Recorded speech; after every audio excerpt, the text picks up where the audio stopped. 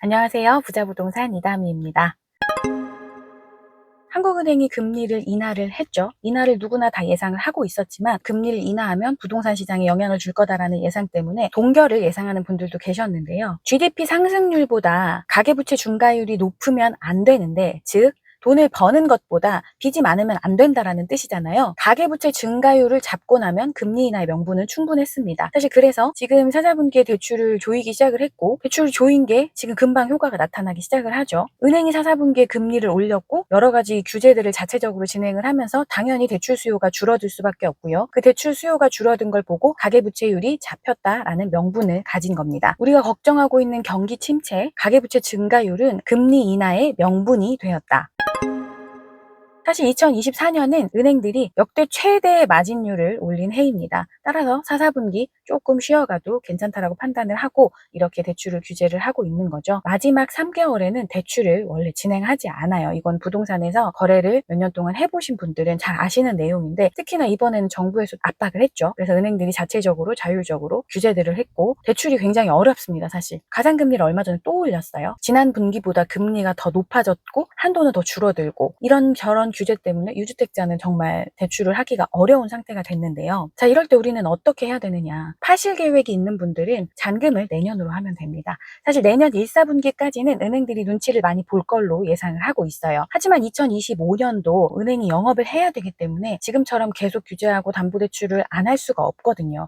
담보대출이 은행에 가장 큰 수익을 냅니다. 따라서 우리 1, 2, 3월까지는 좀 지켜보고요. 4월, 5월, 6월 시장에도 따뜻한 봄날이 올 걸로 예상을 하고 있습니다.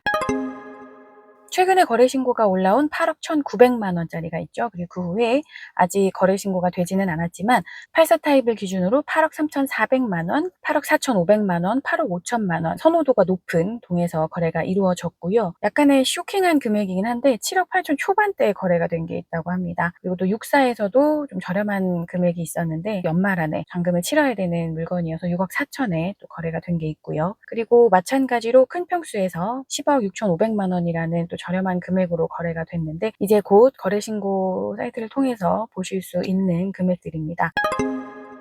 지금 84 타입이 8억 중반에 회복하는 모습을 보이고 있는데 그 와중에 왜 또 7억 후반대에 이런 물건들이 있느냐. 일단 항상 시장은 호가와 거래가로 형성이 되는데 호가를 이렇게 정했어도 사정이 있다라고 하면 매가는 조정이 될 수밖에 없습니다. 특히나 잔금의 데드라인이 있는 경우에는 더욱 그러한데요. 그런 급한 사정이 있거나 이런 게 아니시라고 한다면 사실 금액을 크게 그렇게 조정하실 필요가 없는 시장이 됐죠. 그래서 지제 역세권의 매수를 고려하시고 계신 분이 계신다면 잔금을 내년으로 보시는 것이 좋을 것 같은데요. 2025년 상반기가 되면 지금 인하된 금리가 반영이 되어서 금리가 조금 더 낮아진 상태로 잔금 대출을 실행하실 수 있을 거고요. 근데 저는 지금 어느 정도 필요한 금액이 있어요, 소장님. 그래서 계약금, 중도금 정도는 어느 정도 받아야 돼요. 매수인분께서는 저는 지금 당장 집이 팔려서 이사를 와야 돼요. 저 어떻게 해야 돼요? 이런 경우에도 방법은 다 있습니다. 매도인은 필요한 자금을 먼저 확보하고 매수인은 또 먼저 거주를 할 수 있는 방법도 충분히 많이 있으니까요. 사무실 내방하셔서 상담 받아보시길 바랍니다. 날씨가 많이 쌀쌀해졌습니다. 면역 관리에 유의하시고요. 언제든 궁금하신 사항은 편안하게 연락 주시기 바랍니다. 다음 영상에서 만나요.